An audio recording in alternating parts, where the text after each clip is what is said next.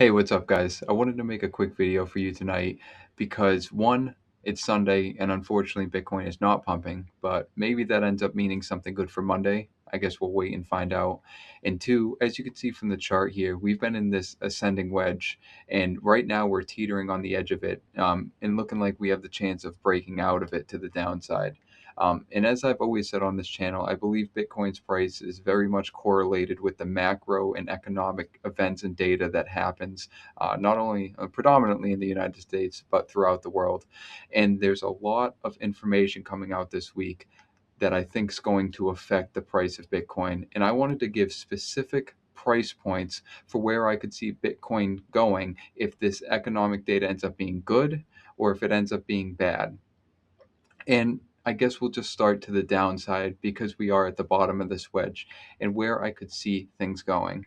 And as you can see right now, we're sitting around 88,000 and some change right now, right at the bottom of this ascending wedge.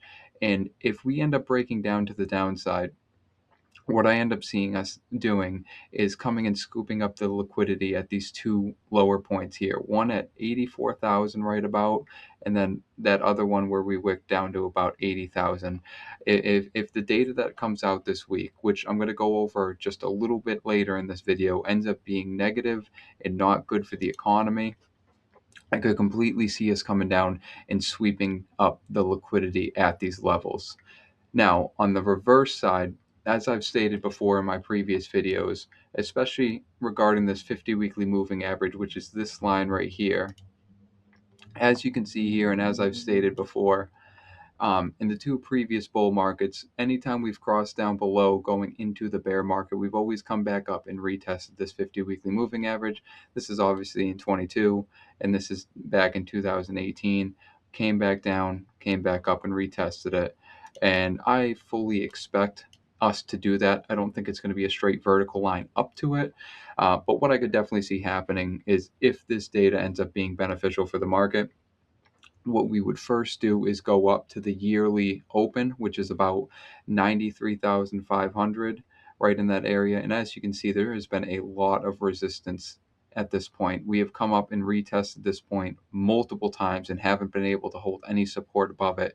So what I could see happening is we actually breach that level, get some support, and then shoot back up to this 50 weekly moving average, which right now sits at about $102,000.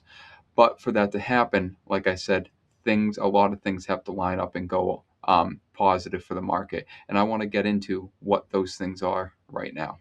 The information I wanted to go over with you guys was the economic data that's being released this week. And a lot of the data that's being released is from delayed reports, as you can see right here. And a point I want to make on that is because the government was shut down for 40 days, over the next 4 to 5 weeks, we are going to see an increased amount of economic data being released, which could cause Bitcoin to have massive fluctuations in price depending on what that data says. So I think it's a very important thing to keep your eyes on when this data is being released, what the data is, because it could give you an idea or at least prepare you for fluctuations in the price that may happen.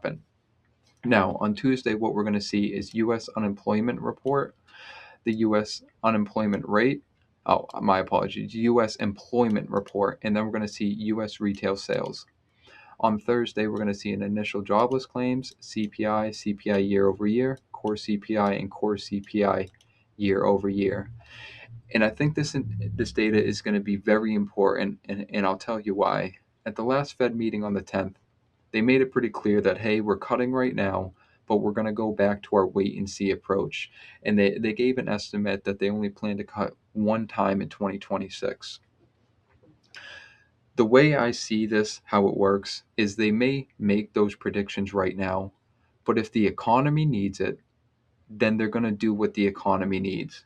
If these employment reports come out horrible and these inflation reports come out great, then the chances of a January rate cut are going to shoot through the roof. Vice versa, say inflation's horrible and employment is good, then yeah, the chances of a rate cut are going to go completely in the garbage, and it's very unlikely it'll happen.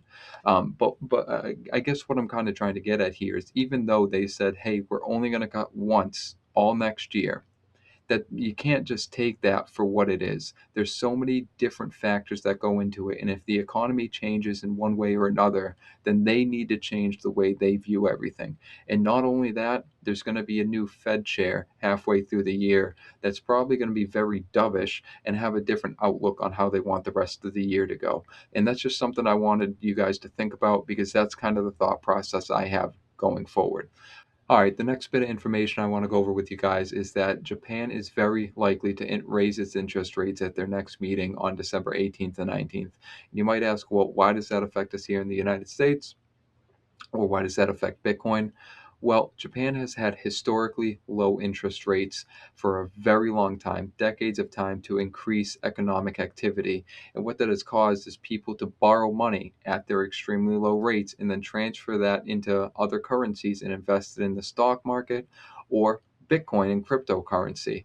Now, with those rates going higher, that money is becoming more expensive to borrow. So what people have been doing is selling their stocks or their crypto to pay back their loans, so they're not hit with these increased interest rates. And as you can see right here, in their previous rate hikes, Bitcoin has seen drops of 23%, 27, and 32%. My honest opinion here is that some of this drop right here, these rate hikes, have been priced in due to some of this drop, because it's been known for a little bit of time that it's very, very likely that Japan is raising their rates at their next meeting.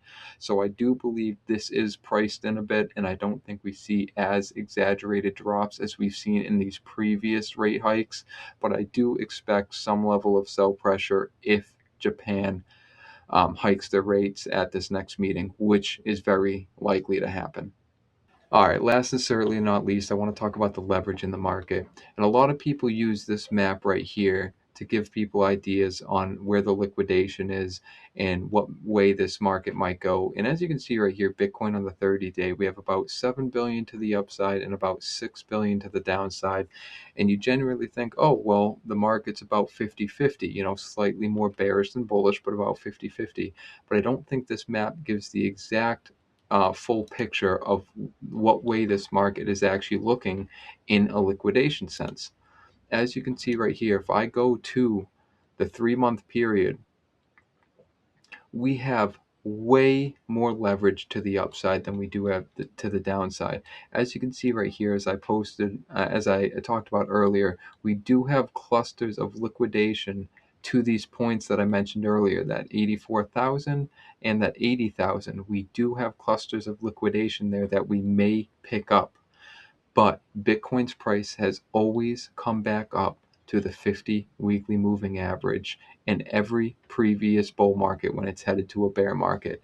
And we have massive levels of liquidation right around that area. This is around the 96, but all the way up to the 102,000. We have a bunch in the 111,000 area, and even more in the 126,000 area. And the reason I bring this up is because despite what the 30-day chart says, max pain for leverage and liquidations is to the upside. So if we do get some sort of consistent economic data that looks very good for the market, we could see a massive short squeeze and a pump. I'm not saying we go to new all-time highs, but I could see the market shooting up and scooping up all this liquidation right here. And it's only going to be time that tells us what actually happens. But I'm going to keep an eye on this data, and I'm going to keep my head in the game, and I hope you do too.